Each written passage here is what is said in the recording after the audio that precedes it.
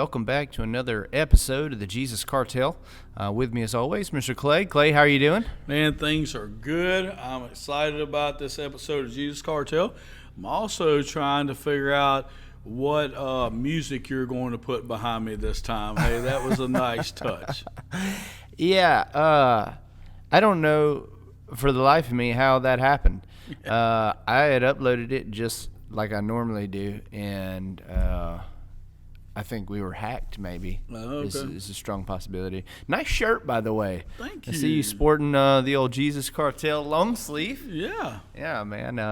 They turned out well. They turned the out Acts well. 118 shirt, I actually got it in and wore it to the Millie Mattered event, the overdose awareness walk that we had last Sunday after graduation celebration in Monroe. And it was on TV8 News, our new Jesus Cartel shirt. So I thought that was pretty cool. Yeah, and that's the super soft version, correct? It is. Is it meeting the standard of super soft? Does it feel? It is. You know, I'm a guy that doesn't mind spending a little bit more money to get what I want. And I like super soft, and I don't mind spending a little bit more money to do that. Praise God. Praise God. Well, yeah.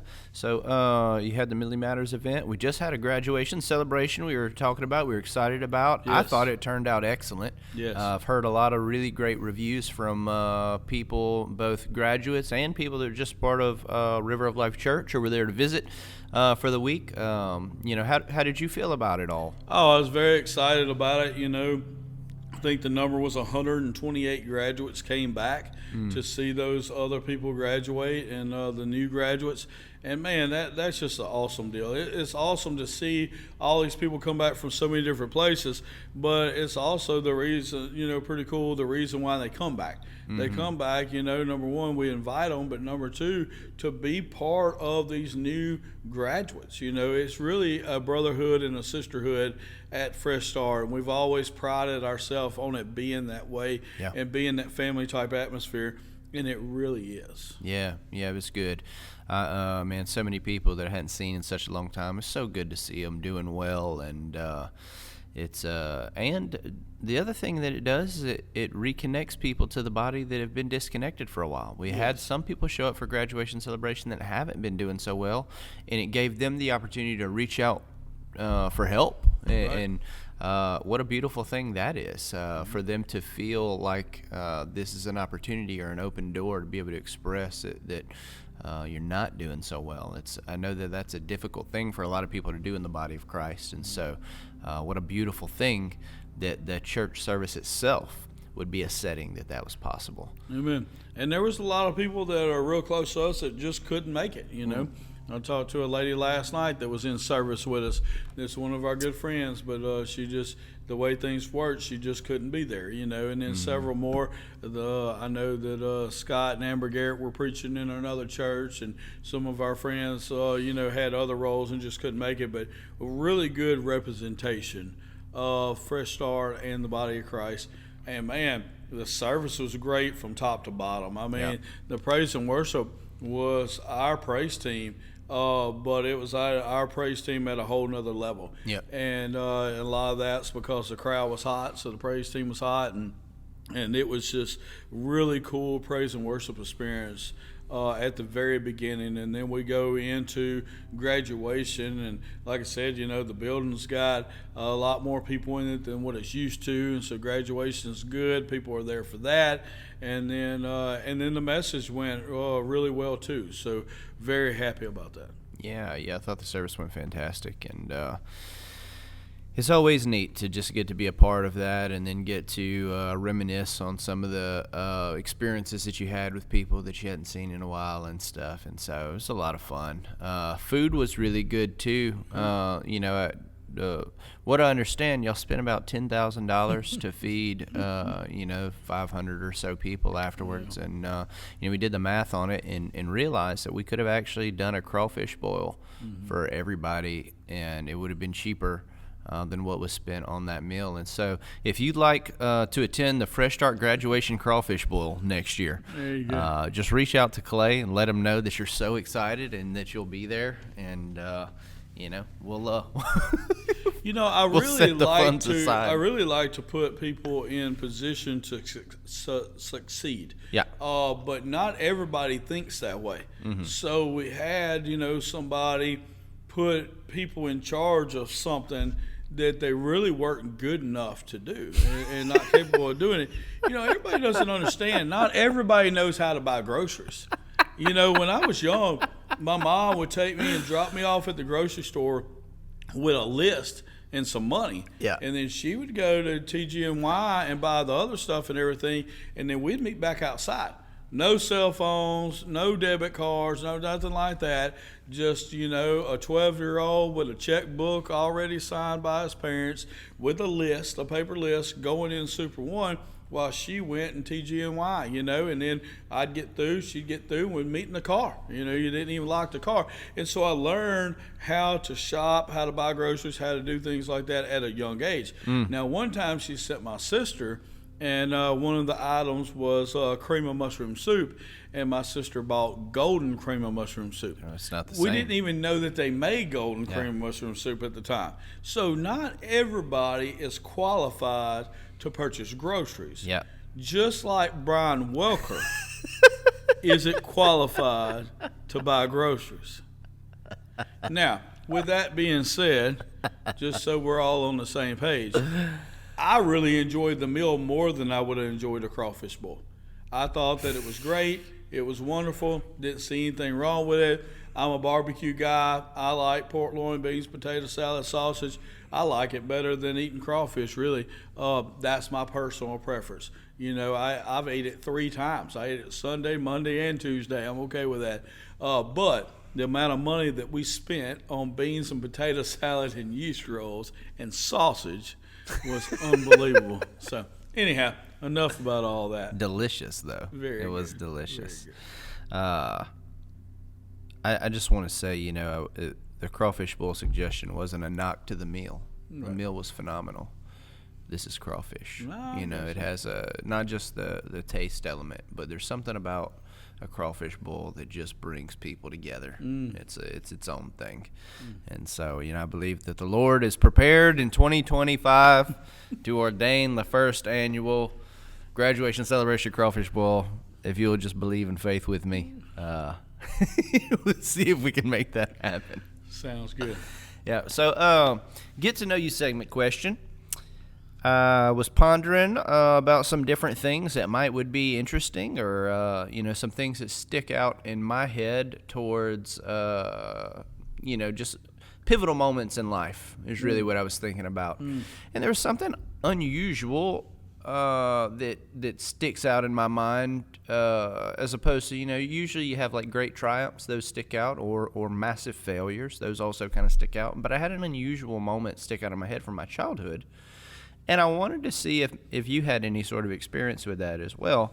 And so my question is, for the folks at home to kind of get to know us a little better, at what age or at what point, or do you have a story about it, when did death become like a real thing to you? Because there's a point when you're a child that you don't think about it. It's not even a consideration that something could happen to you. At what point did that become like, hey, you could die? Do you have a moment in time that you reach back to, or is there? I actually do. I don't know when, death become, predominant with me or, me, but I realized when it was for other people. And here's what happened. So I was young. We lived out towards Crowell. We call it the country, but it's right on Highway 17 and right at Bush's Curve. And so we lived in a house that was about, 3 or 4 or 5 acres off the road, off the main road. And then behind us was another 5 to 7 acre field. And then my grandmother had a trailer back at the other side of that field. And so I was 3, 4, 5 years old, woke up in the middle of the night, looked for my family, couldn't find them. And so apparently I started sleepwalking. Well, I didn't, of course, know any of this or anything. My parents were not asleep. They were in another room, and I just didn't see them. And so when they got ready to go to bed, they checked on me, and I wasn't in my room. Oh, no. So they start looking for me. So the time lapse probably wasn't that long. They weren't asleep, so it wasn't the next morning. It was, within hours or whatever. And so they go check on me, and I'm not there. So apparently I was sleepwalking. And so they're looking everywhere for me. They can't find me. So I'm not sure if they called 911 or they called the sheriff's office or what happened.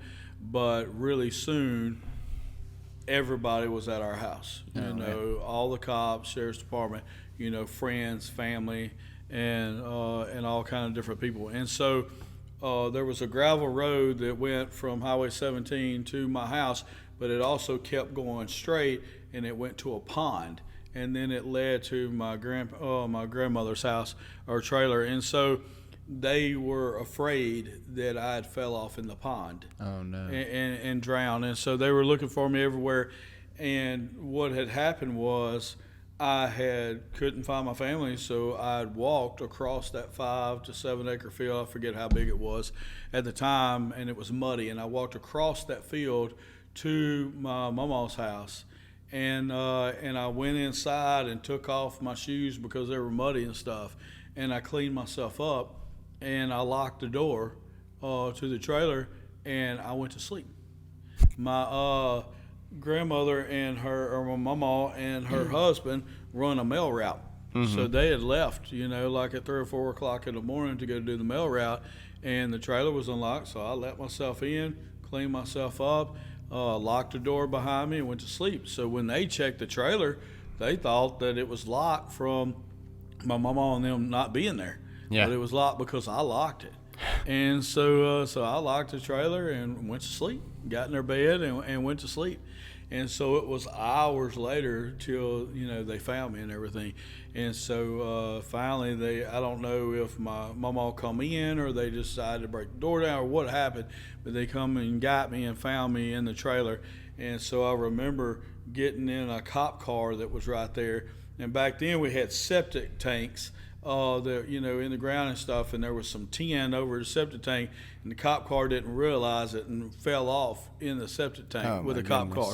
And so I was safe until I got with the sheriff's department, and then I almost died then. So anyhow, being with the sheriff's department is when I really heard about death for the first time. Oh my goodness. No. So pretty tragic deal, or could have been a difficult deal. I was fine, but just seeing everybody's reaction and how everybody else wasn't fine, because I was good. I went to sleep. Yeah. I was laid up. And you don't know how long you were gone? Mm-mm. No? No, I really don't know. My mom could probably tell us. She listens to the Jesus Cartel. Yeah, I would be interested to hear that. I really don't know what time I left. I really don't know what time they found me. I don't know. I just know, and I don't remember how they found me. I just remember that that's what happened.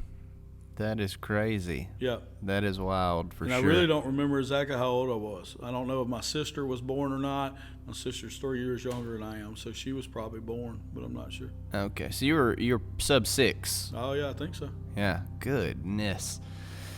Yeah, that's a nightmare and a half. Yeah. And I have a 6-year-old she doesn't really sleepwalk anymore, but she did.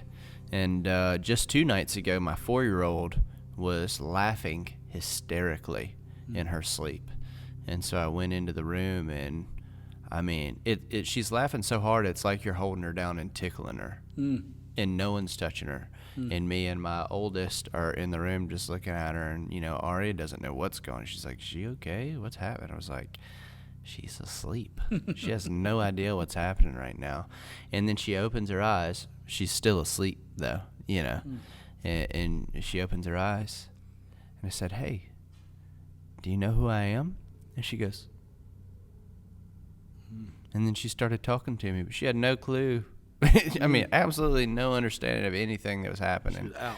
Yeah, and so that was an unusual experience. I can't imagine the fear of them wandering out of the house in a state like that. Goodness. Now let me clarify this. We call it sleepwalking because that sounds good. But I have no recollection. You know, I don't know how much thought I put into it. I don't know how much reasoning I had. You know, hey, my parents aren't here. I need to do something. I don't remember being afraid, and that's the reason why I went. That's why we call it sleepwalking, because, you know, I don't remember any of the fear factor. Yeah. You know, when they found me, it wasn't like I was scared, you know, or anything like that, or oh, I'm so glad y'all finally found me. I just went there, you know, and that wasn't something I'd ever done before, you know. Yeah, Aria is the type that would just, like, you'd wake up and she'd be 3 or 4 inches from your face just staring at you. Have no, like, she won't talk. She doesn't know why she's there. And you have to just pick her up and put her back in bed. And yeah, it's odd, very odd. But yeah, that's a crazy story. It's a scary story. So what about you, Andrew? I hope that never happens to my children. Don't live next to a pond. Yeah, my goodness. Yeah, so I remember really vividly, my grandfather passed away. And I remember, we went to church enough, and I was old enough. I was somewhere between, I was 9 or 10. I was around there. And we had went to church enough to where I know that if you don't believe in Jesus and you die, you don't go to heaven. And so I had at least acquired that much information from sitting in church. And I knew for sure that this particular grandfather did not believe in Jesus. And so this really hurt me. Like, I was devastated by this.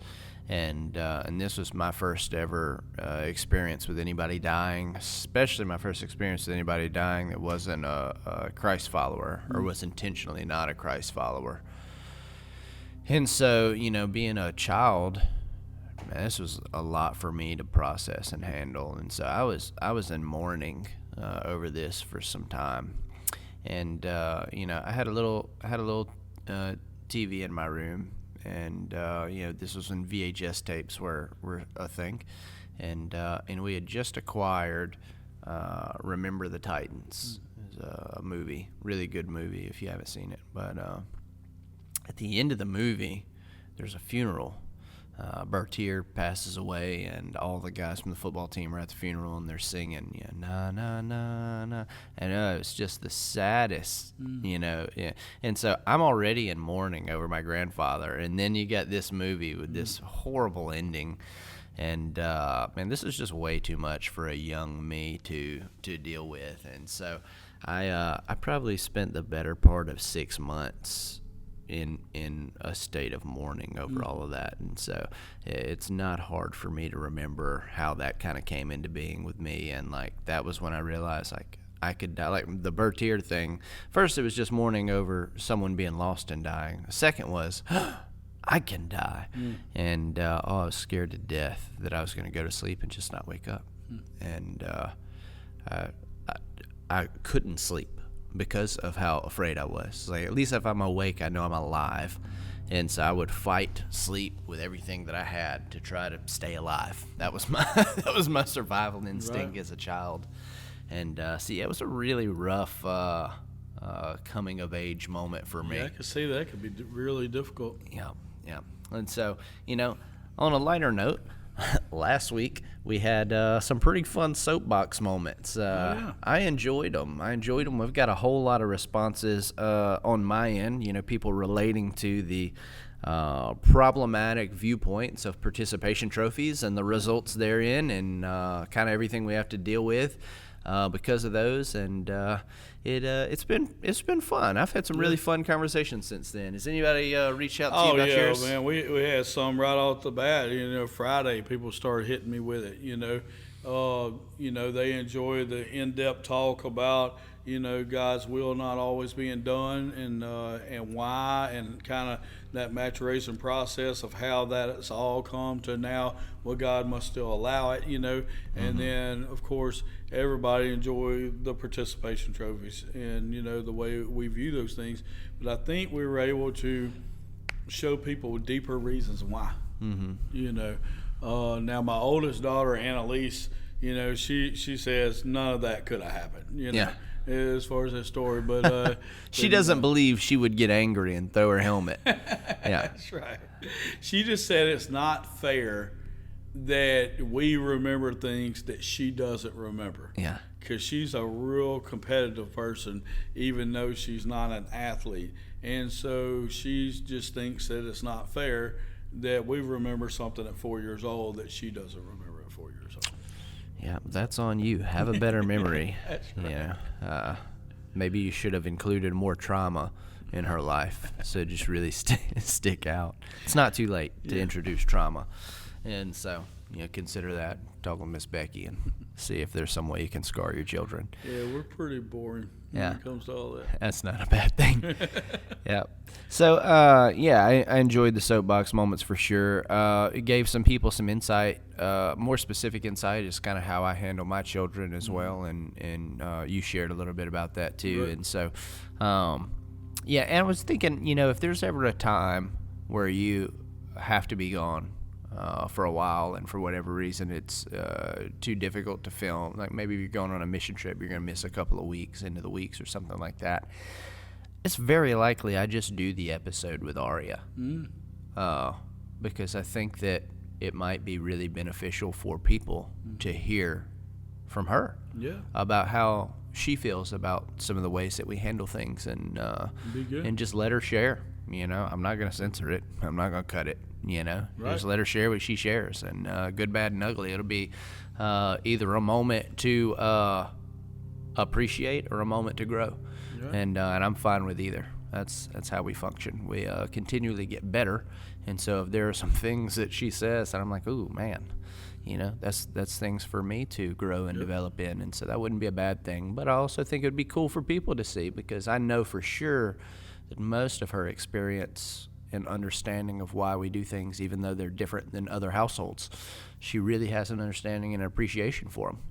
And maybe not all of it yet, because she's still real young, but a lot of it she does understand, and she is glad. And we were talking the other day, I say we, my wife and her were talking the other day about birthdays and Christmases and stuff like that, and they were talking about presents, and Courtney just asked her straight up. She's like, does it disappoint you? Are you upset when you only get like one or two gifts from us? She's like, no, not at all.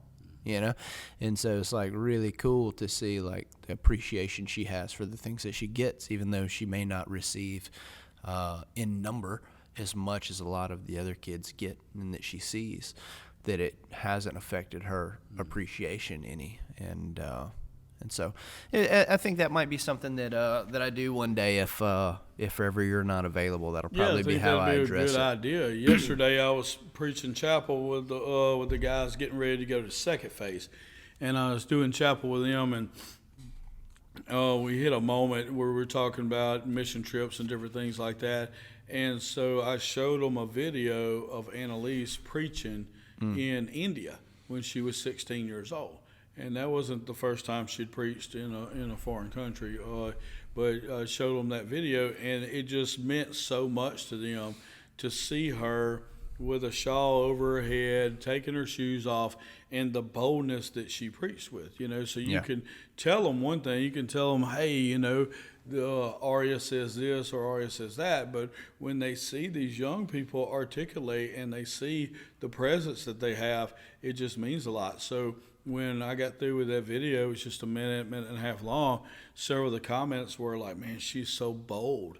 And she's so, decisive in what she says. And I was like, yeah, but I mean, this is a message she grew up having on the inside of her. It was just coming out. It wasn't a message she wrote. She decided that morning and asked me if she could preach one of my messages, and that's what they heard. And so they heard that Holy Ghost boldness. So, people hearing Aria and her perspective on things, but hearing it from her voice and how she hears is totally different from hearing it from yours. So I think that is a good idea. I go to a Bible study on Thursday mornings with Elliot Britt and several of the guys from Wisner and some other churches too, Oak Grove and First Baptist Gilbert, someone from the River, and we were talking this morning after all of it was over. We were in the parking lot just hanging out, and we were talking about how there's so many people right now going to these retreats and different places like that are really catching fire for the Lord, and just the responsibility that there is to have intimate relationships with these people, so that never stops, so that it doesn't go anywhere, because that passion, that zeal for the Lord, it doesn't ever have to leave. It's a lot of people's understanding that eventually it'll fade out, and it doesn't have to be that way. I've been rocking for a while now, and but those intimate relationships among like-minded people will keep that going, and but one of the things that we were discussing is that now these men who've received the Lord are fathering children, and they're the retreat in their home. You know what I mean? So those kids won't have to go to a retreat one day to receive the way they received it. Right. They'll receive it in the home, and the growth of the church and the community through that means of fathers who have received from the Lord and poured into their children. That's the best way. That's the best way for the gospel and to the quicker increase. You can do that, the better. Yeah. Say all the time, I'm so glad that Miss Becky and I got saved before we got married, and then before we had children. And so that process of getting saved, figuring out who you are in Christ, then getting married, figuring out who you are as a couple, and then having children is a little bit of a lost art. But that's one reason why we have had so much success that we have, is because those things happened in the right way. Whereas if you take a man who has heard the gospel, been to church, but really hasn't really given his life to the Lord in a way where he can, let his kids see God in him, and then he gets saved, well, now he's not only got to change the way he's been living, but he's got to change the way his family's been living. Yeah. That's difficult. That's difficult. Just like when families get divorced and they had to find a different way of living. That's difficult too. Oh, for sure. sure. People don't think about it, but when you come to Christ mid-family, that can be difficult. Yeah. Because you're either going to do one of two things most of the time. You're either going to not make the changes that really need to be made, or either you are going to make the changes, and it's going to be a big culture difference. And you might even have your kids rebel because of so much different, happening. So the best way is to teach them, raise their kids up, just like you're talking about, just the way I raised mine and you raised yours. Raise them up knowing who they are in Christ, and they never have to experience this not when they're teenagers, not when they're at college, and not when they raise kids. And I love all these retreats, and I love seeing grown men come to the Lord, and we do it at Fresh Start and everything, but it's not the best way. Sure. The best way is to be raised in this home, get it at an early age, and be able to teach your kids that, because what you're teaching your children right now, it's just a maturation process that keeps growing and growing and growing and growing, but it's not having to start over and pivot and do something totally different. Yeah. Yeah, and it's a call for fathers to pastor their homes. Yes. Not just be a good man, not just provide, not just take your family to church, to pastor your family. You are the priest of your household. And if you treat it that way, you can get those kinds of results. But, just making sure your kids are at church, it will have an effect. right. But it won't necessarily be the best effect. And so, that I say that just to clarify, this is not a shot at any parents that have done it that way. I'm glad you raise your kids in the church. That's a great thing. I'm just saying that there is an even greater way, which is in addition to that, you also pastor your family. Yep. And so, we're not, getting on anybody that got on the bus late. Not at all. But we are showing an urgency for getting there as quick as you can. Yeah, and I just would encourage people to give it a shot. I mean, Yeah.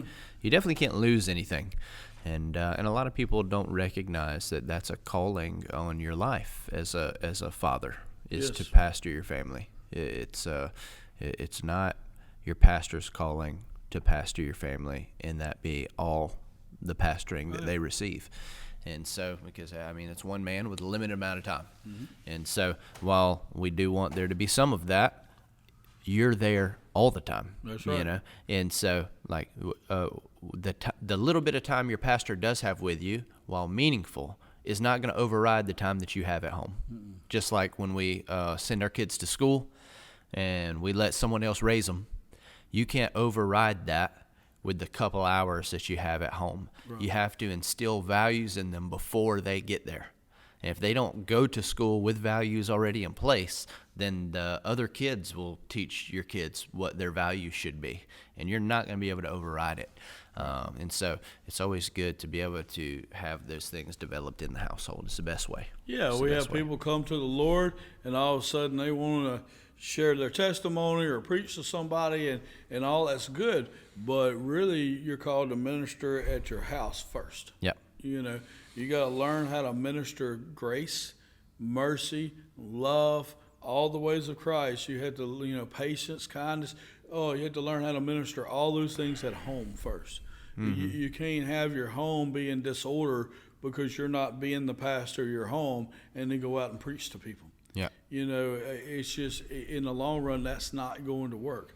You have to be able to minister those things at home, mm-hmm. With the people that are around you the most. Yeah. If the people that are around you the most don't respect you, how are other people going to respect you? That's a good point. And they're not going to respect you if you're preaching one thing and living another thing. Mm-hmm.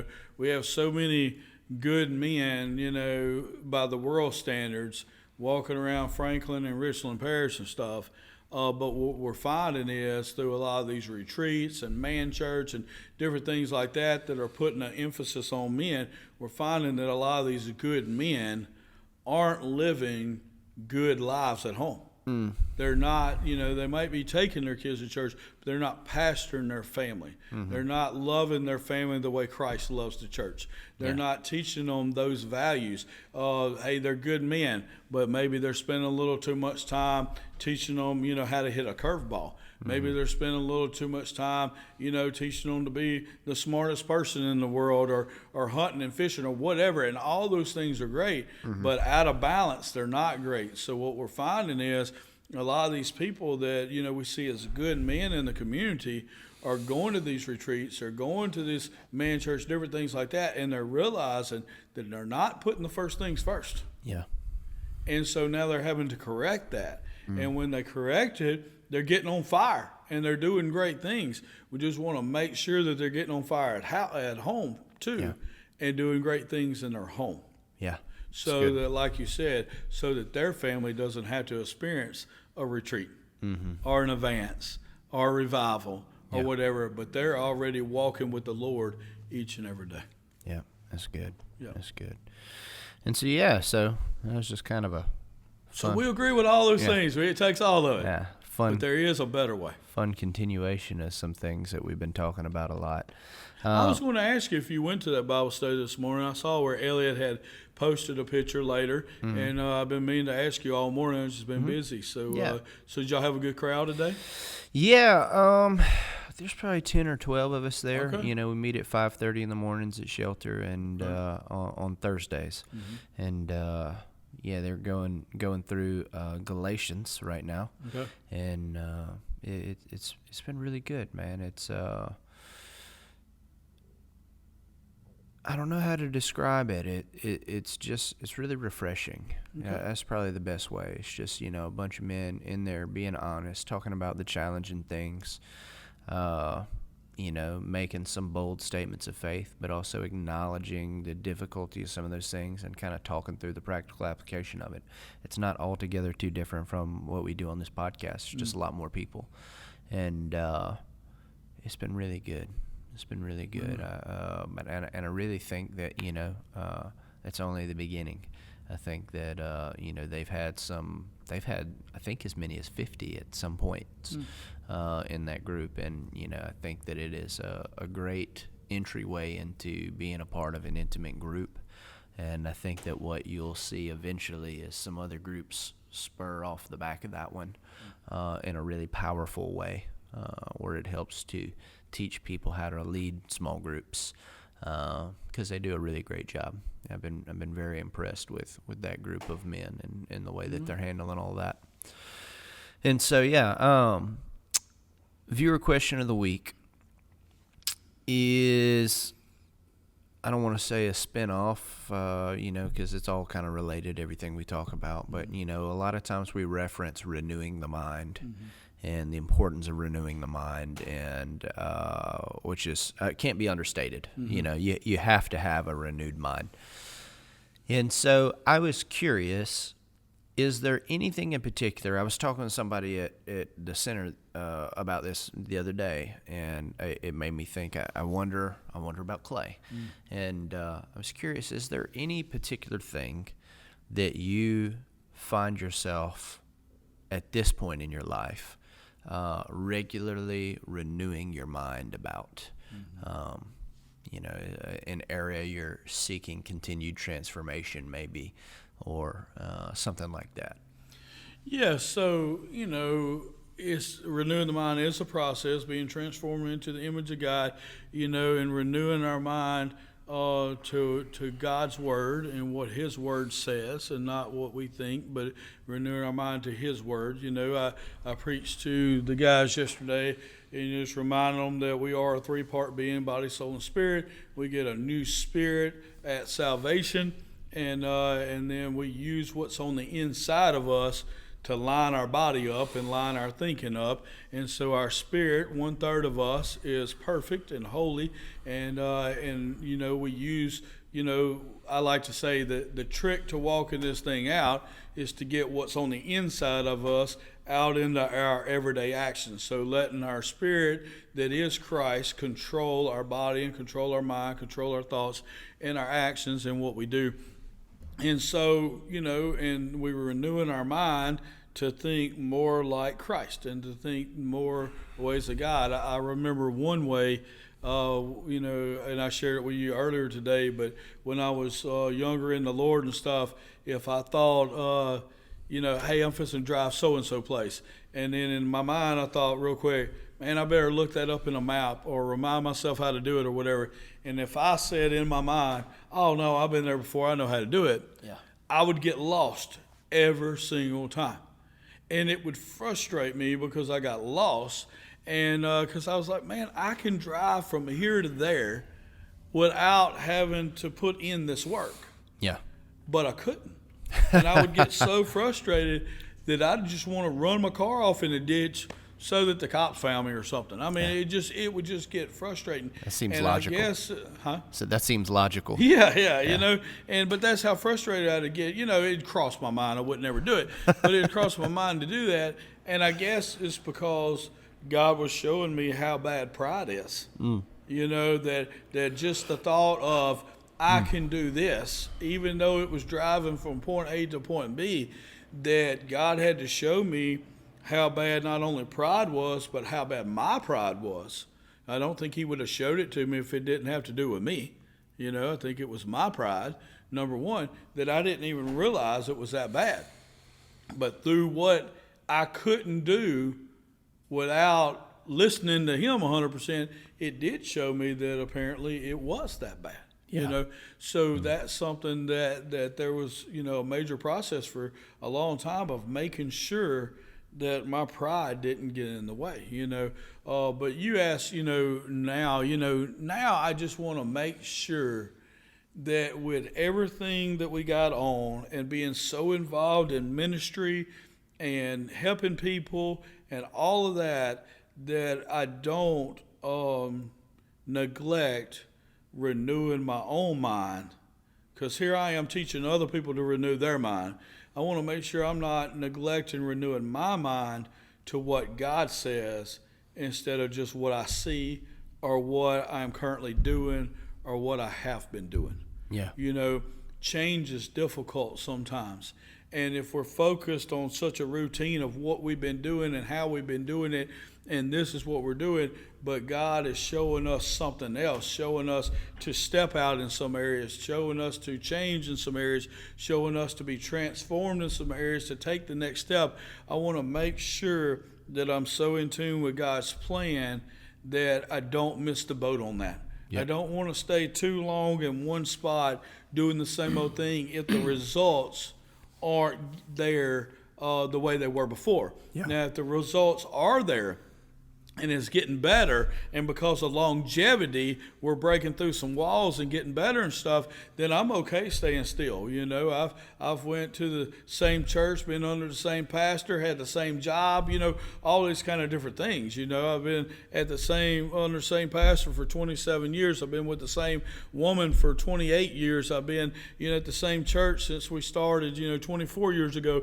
I've had the same job for 17 years. So I enjoy consistency in my life. I don't feel like I have to jump from thing to thing, but I also want to make sure that, hey, look, if we're not getting good results in these areas, then, you know, do I need to change something about what I'm doing or where I'm at? And so just staying in tune with that, renewing my mind to hearing from God's plan today, not God's plan yesterday. Mm-hmm. And sometimes they're different.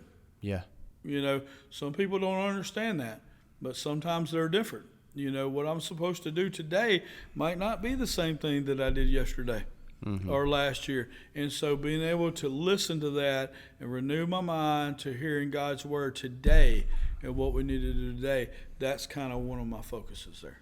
Yeah. You know, so I think that, you know, and there's, man, God's worked on me lots of things. Like I said, pride was one of them. Consistency is one of them. You know, different things in life. You know, seeing people the way God sees them wasn't hard for me. But me helping people to see God, to see themselves the way God sees them was something I had to work on. You know, so anyhow, I think we all go through different things, but, you know, today I think that's what I'm renewing my mind to, is just constantly making sure that I'm in touch with what God is telling us today. Yeah. Okay. That's a good word. You know, for me, short backstory, as quick as I can make it, you know, I grew up extremely self-conscious. I worked really, really hard to be good at things so that I could be accepted by people. By the time I was 12, I had gotten really, really good at some things. And it was about that age that I realized I was really good at some things, a lot better than most people were at those things.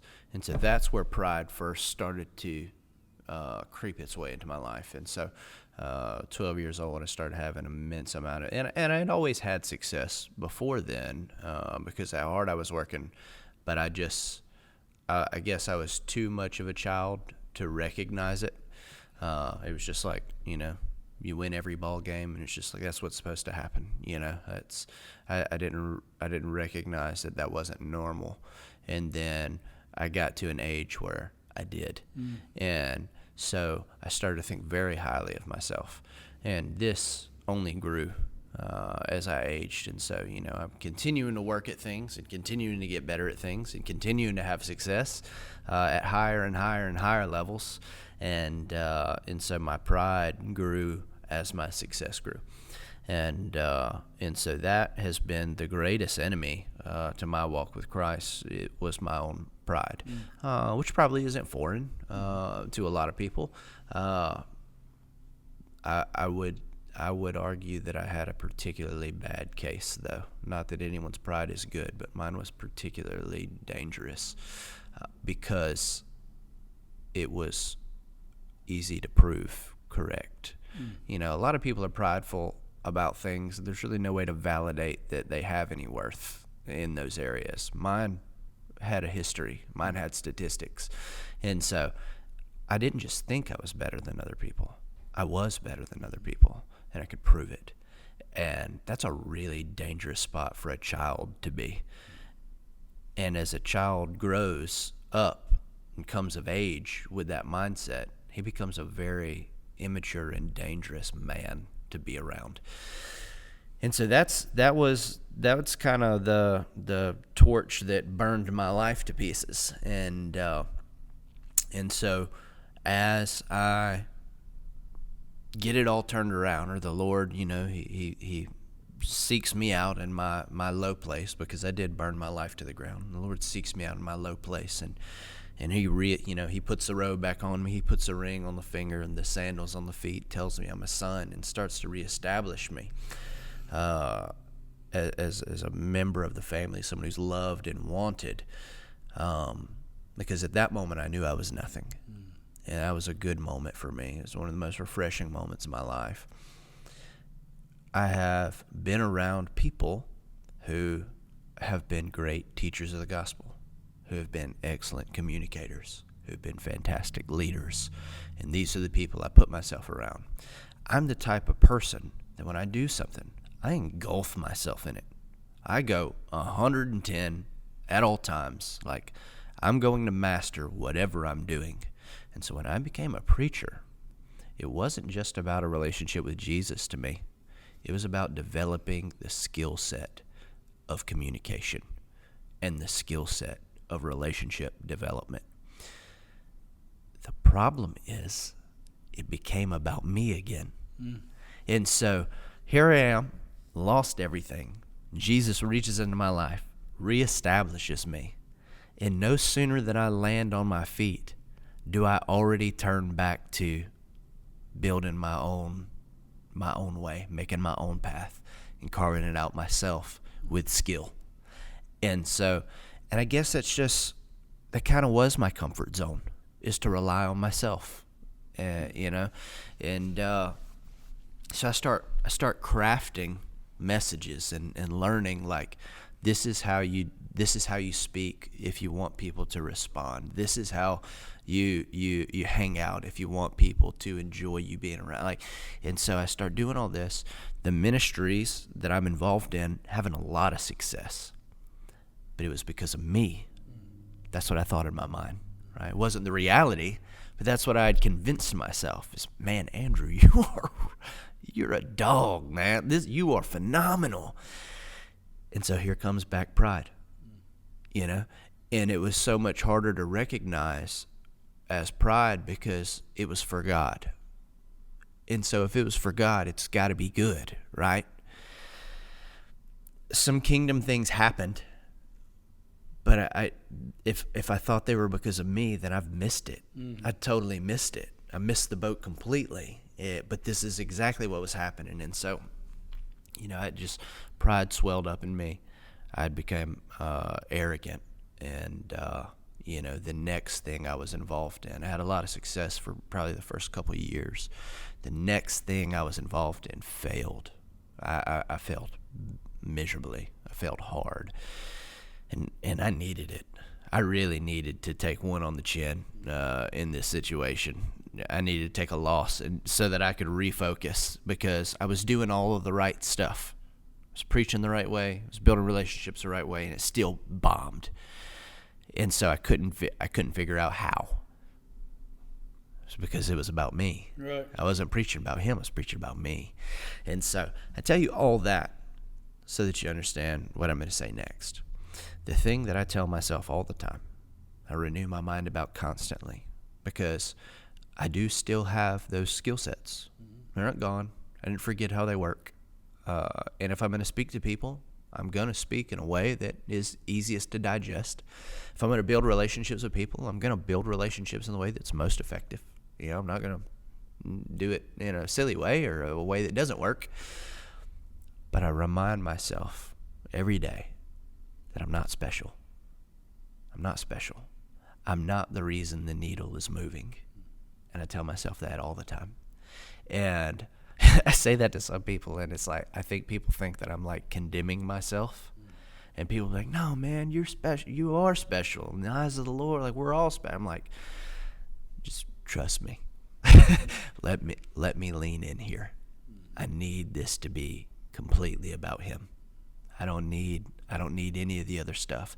I can't tell you how many times I've had people come up to me and say, man, when you preach, I understand it better than when anyone else speaks. Something about the way.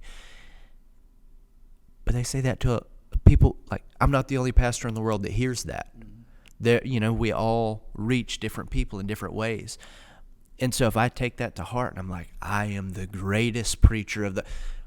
It's easy for pride to reinsert itself into your life, and now it becomes about you again. And the gospel's not moving because of Jesus. The gospel's moving because of how great a preacher you are. And that is a horrible, horrible place to establish your life. It's a horrible place to establish your life. I could do an episode by myself without any responses from you. Solid hour on all of the dangers that creates, because I have lived them and I have drowned in them. It is a dangerous, dangerous place to be. So it's important for me to say, hey, you're not special. It's okay. It's okay. That's not a condemnation on myself. I don't feel bad about it. I don't feel like nothing. I'm not putting myself down. I'm just reminding myself that without him, none of this happens. Yep. Without Jesus, the whole boat sinks. And that's a good place for me. That's a place of rest. That's not a place of discouragement. That's a place of rest. And I'm saying, hey, look, I just preached a message, but you're the reason that needle moved. You're the reason the message went out. You're the reason people were reached. I'm not special. I'm just another guy up here preaching the word. And that's a place that I renew my mind to often. And, I think that one of the responses I get when I have shared that with people over time, one of the responses is, it's like, man, don't you think at some point you'll reach a place where you don't have to do that anymore? And I think the way that I would respond to that is by saying that I probably don't have to now. Realistically, I've been walking in true step with the Lord for some time now. I probably don't have to now. I want to. I want to verbally, out loud, acknowledge that without him I'm nothing. This is me boasting in my weakness, And so it's not that I think that if I didn't, then pride would overtake me again and I'd fall apart. No, there was a time where that was true. I don't think I'm there anymore. Now I do it because I want to. I want that to be the most present. I want him to be so aware. It's like, man, Andrew's not making this about him. Andrew doesn't think this about him. But the other thing is as long as I'm sick, as long as the Lord is moving through the things that I'm involved in, there is always opportunity for me to take credit for that instead of him. So that opportunity is still present. Just choose not to do it. And one of the ways that I choose not to do it is by saying it out loud.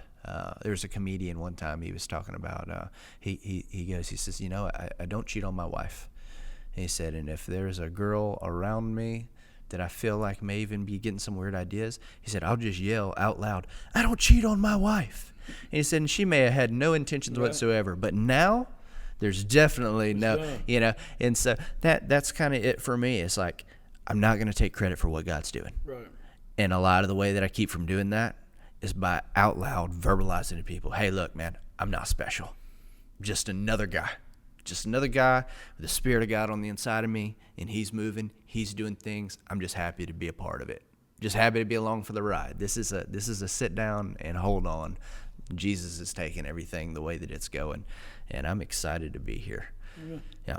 Well, the first thing I'd like to comment is that man you were describing earlier. I don't know that man. Yeah. I never had the privilege of meeting arrogant Andrew. Yeah, I don't know that it would be a privilege, but that's not the guy I've known. The guy I know has always been humble and takes that approach.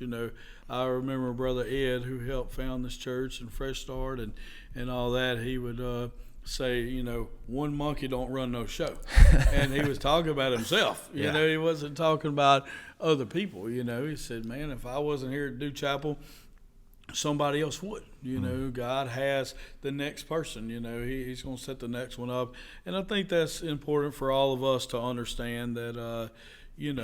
Good, bad, ugly, or whatever. we aren't, one monkey doesn't run no show. Yeah. You know, if God calls you somewhere else, he's got, you know, somebody else to replace you. You can't, you know, be sad because, oh, what are they going to do? If God called you here, he's going to provide for them. You know, if God moves you in this area, then he's going to provide in this area and for you. So keeping that in mind is a good thing too. Yeah, but so, I've never met prideful Andrew before. So that's a good thing. It really is a cool thing to be so far separated from who I used to be. It's a refreshing experience to me to hear things like that you never knew who that was. And, Right. You know, there's not a lot of people around that do. And a lot of the ones that do, it's just more of a distant memory than it is a reality. And so, you know, and I'm getting to be a part of some things right now. You know, the Lord is, you know, kind of reshaping some of the direction of some of the ministries and things that I've been involved in, and sending me in some new places and doing some different things. And, you know, in my mind, it was like, okay, well, I'm about to have to figure some stuff out, you know. And then I get to these places the Lord is sending me, and it's like, bro, he's way ahead of me. Like, I'm not about to have to do nothing. I just get to sit and enjoy what God has been doing for a lot longer than I've been around. Yeah. And it's just a fun reminder to me that he doesn't need me, he wants me. There's a big difference. And it's like, hey, look, brother, I was going to get this done, right. You know, and I'd be happy to use you to be a part of it. But if you don't want to be a part of it, I'm still going to get it done. Right. And that's a beautiful thing. It's well, a beautiful and thing. One more thing on that, and before we move forward or whatever, but, you know, there's a difference between confidence and pride. Sure. You know, pride is, this is happening because of me. Yeah. Confidence is, I'm confident in the Lord in me. I'm That's right. confident in what, you know, God has given me.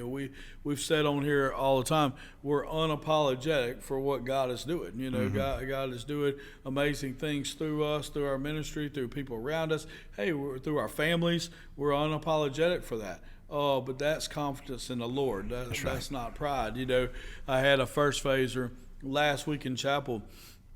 I was preaching 1 John chapter 4, you know, verse 7. You know, one of my favorite things, dear friends, let us love one another, for love comes from God, you know, and preaching that whole passage. And it's a passage I've preached a lot, you know, and one of the first phasers asked me, he goes, man, where did you get your confidence from? Have you always had that confidence? And I said, no, I got it from the Lord, you know, before. Even when I did great things before, I wasn't confident, you know. Might have had some pride issues, some different things like that, but not confident. You know, there's different things. And I kind of walked him through that, and I just told him that all of my confidence comes from the Lord. And what he was doing is, because this is a new person in Christ, might have given his life to Christ in the last week or two, just come off of drugs and alcohol the last 3 weeks, probably 3 or 4 weeks. Yeah. And so basically he's checking to make sure that it's okay to have confidence in the Lord, because he understands the difference between his pride and what he sees out of me. Yeah. And so God's showing him to check his pride, but yet he sees my confidence and sees that it's different. You know, he sees the difference between his pride and my confidence, and so he's wanting to learn about it. Yeah. Because he's like, my pride is bringing me down, but his confidence is lifting all of us up, because he is so confident in what God is doing in our lives, along with his lives, that, man, that's a build up for me. Yeah. You know, and then yesterday when I was in there, he's like, I want that confidence, you know. Well, first off, God's got to break that pride, you know, and then you break the pride off, and then you start getting confident in the Lord and what he's done. Yeah. And what he's going to continue to do, and it's amazingly different, you know. Yeah, that's a beautiful thing, man. That's a beautiful thing. Do you have anything else that you want to add? Anything Good. in How have we particular? done? We done okay? Man, we've been doing well. Yeah. I do want to say one more thing. You know, when we got here, when we started recording, you know, we're always really focused. And there was something today that was distracting. Somebody messed with our set. Okay. Somebody messed with our set. Yeah. There is a sign behind me right now that says, "Buy fresh a T-shirt, size large." Yeah. Now, I'm trying my best to believe that this is just happenstance. That maybe this sign was intended for someone else, maybe something to do with the youth. But it does seem like he was trying to manipulate our viewers into purchasing him a shirt. And if that be the case, then what a shame. What a shame. See, we like to handle things a little differently. I felt like, and if you don't know who Fresh is Caleb Johnson. He is the youth director at River Life Church in Winsboro, but he's also one of the biggest fans of Jesus Cartel, and apparently he is more clever than I gave him credit for. So he placed a sign here. So when we get in the set ready today, we noticed the sign and then realized that it was for real. It was pointed right at Andrew's camera, where the camera would have been. And so for me, I think it'd been better to not even acknowledge it, because then he doesn't win. But Andrew decided that, hey, we need to acknowledge this. So here's the deal. Since we acknowledged it, if you want to buy Fresh a shirt, buy him a shirt. He'll wear any of them, I'm sure. If you've seen him dress, he's not particular on what he wears. So anything that Andrew designed, he will wear. But I'll also say this. Buy other people's shirt too. My youngest daughter, Elena, was at my house last Saturday. My wife, Becky, was getting her and Cooper an order ready. The only people that actually live in my house now is me, my wife, and Cooper. And so she was getting her and Cooper an order ready for Jesus Cartel. And then Elena and this boy that follows her around sometimes. The stalker? Yeah, JTK. Yeah. And so he's at the house, and they're deciding what they want. So I told Miss Becky, I said, hey, just go ahead and order whatever they want.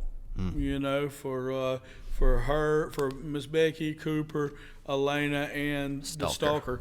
Yeah. And so just order whatever they want. So she sent me an order deal to where their order come through. So, hey, we're buying shirts for just random people named JTK. So if we can do that, somebody can buy a Fresher shirt. Yeah. Yeah. I may cancel all size large orders over the next week just to make this extremely difficult. Now, Fresh wearing a Jesus Cartel shirt is okay. He could be wearing a Star Wars shirt the next day. I might make a Star Wars same day, Jesus Cartel shirt. But if his wife, Kayla, wore a Jesus Cartel shirt, it'd be a lot better. We would be winning. Yeah. You know what I'm saying?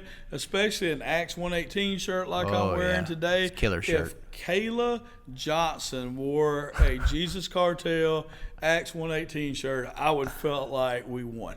That's what we should have done. Instead of acknowledging the sign, we should have moved this podcast to the high school softball field and shot it outside, so where he's aware. Yeah, that we love Kayla more than him. Yes. Yeah. And so. And we could have went ahead and bought her a size small shirt. We know she may have just won one. Yeah, we know what that size might be she what wears, just happened. Yeah. Well, praise God. Praise I think we had a heck of an episode. Yeah. I feel good about it. You got anything else you want to add? No, I'm good. We love y'all. Yep. Be good.